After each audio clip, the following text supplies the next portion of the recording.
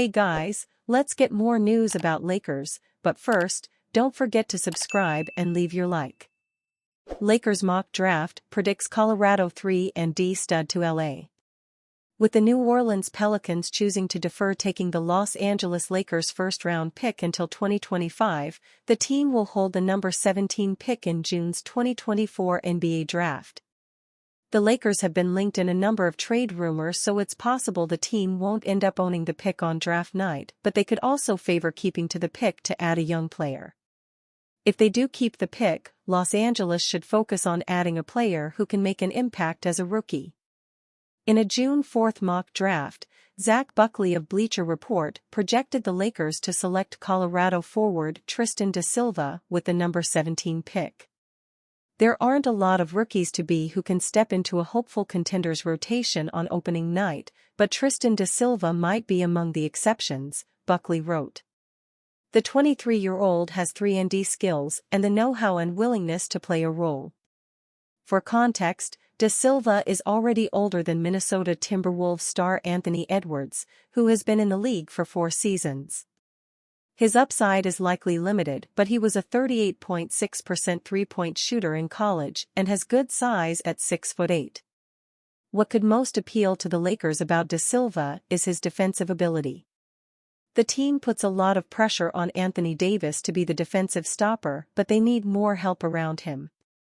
According to Rylan Stiles of Sports Illustrated, da Silva is one of the best defensive players in the draft. There are few prospects in this draft that pop off the page defensively the way da Silva does, specifically through the viewpoint of Mark Daigneault's scheme, Stiles wrote in an April 2 draft profile. Da Silva can stick to his man on the ball like glue while being aware enough to fly to the open man and take away defensive lapses from his teammates. His understanding of how to rotate and put his teammates in position with his communication skills makes him an overall appealing prospect on that end of the floor. Da Silva's defensive ability, coupled with his three-point shooting, could be a major asset for the Lakers. The Lakers haven't done a great job of drafting the last couple of years. 2022 first-round pick Max Christie and 2023 first-round pick Jalen Hood-Schifino were mostly non-factors this season. The only Lakers first-round pick throughout the previous 10 years to start more than 10 games for the team this season was D'Angelo Russell, and he played for 3 other teams before returning to Los Angeles. If the Lakers are going to continuously miss on their first-round picks, it may be a better strategy to simply trade them for proven players. The team does need young talent to build up, but general manager Rob Pelinka doesn't have a track record of making that happen. He has had more success with second-round picks and undrafted free agents than first-round picks. The Lakers have options, and trading away this year's first-round pick will likely be considered. How the Lakers blew a golden opportunity to sign Kyrie Irving. The Lakers had their chance to sign Kyrie Irving in free agency last year, but elected not to pursue the opportunity, according to ESPN's Brian Windhorst. While the Lakers did attempt to trade for Irving before he became a free agent last summer, they did not pursue him in free agency, despite having the ability to beat Dallas' offer. LeBron wanted the Lakers to trade for Kyrie Irving when we was on the trade block, a couple of different times in 22 and 23, Windhorst said on a recent episode of Get Up. The Lakers made an offer at the trade deadline last year. Dallas' offer was just better. The Lakers actually could have created the cap space to beat the Mavericks' offer in free agency last year, but they elected not to. They elected to re-sign the players from the team that had just got to the Western Conference Finals. So there's a couple of near misses. I do not suspect that we're going to see an opportunity for them to play together again, but I would never say never in the NBA. Windhorst's comments closely followed James saying, "I'm so King mad that I'm not his running mate anymore," in reference to Irving on the Mind the Game podcast. However, it's worth noting that if the Lakers had cleared the necessary cap space to land Irving, there is still no way to know for sure that he would have signed with them over the Mavericks. But playing in LA alongside James would have been a very tempting option at the very least, especially considering Dallas had failed to make the playoffs in the previous season. Lakers predicted to pursue trade for $50 million beast big man. At this point, the names the Lakers could be pursuing in the NBA offseason trade market have gotten familiar.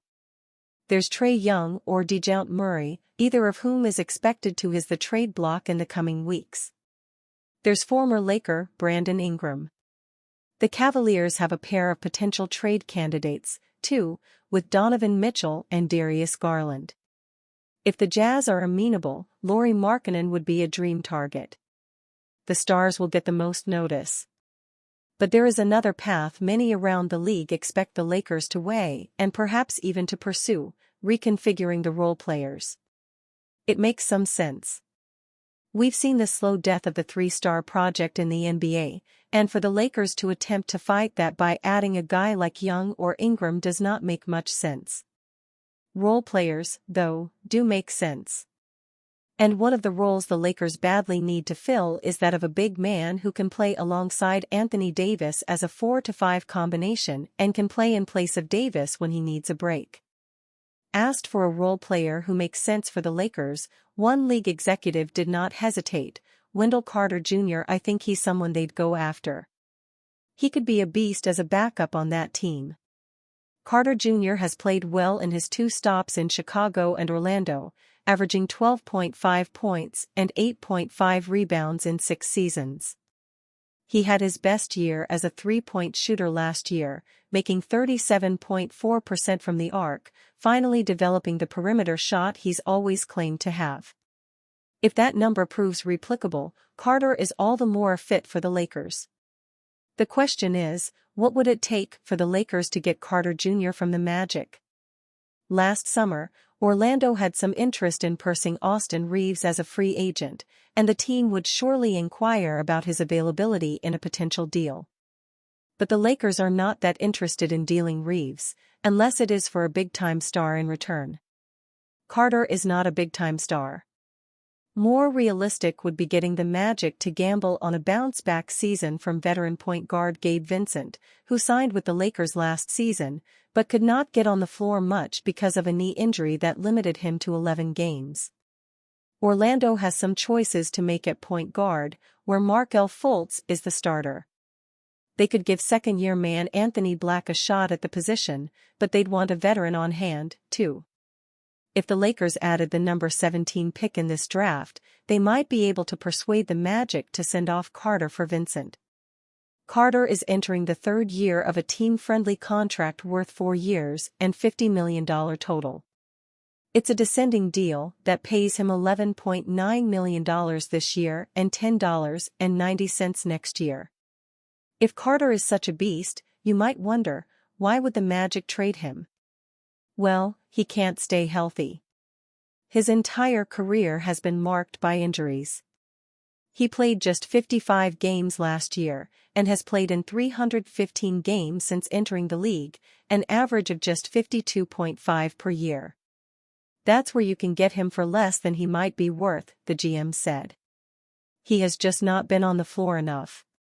He is a good player on both ends, but you have to pencil him in to miss 20 games, that's just the reality. And you, fan? What do you think of the situation of Wendell Carter Jr.? Leave your opinion in the comments.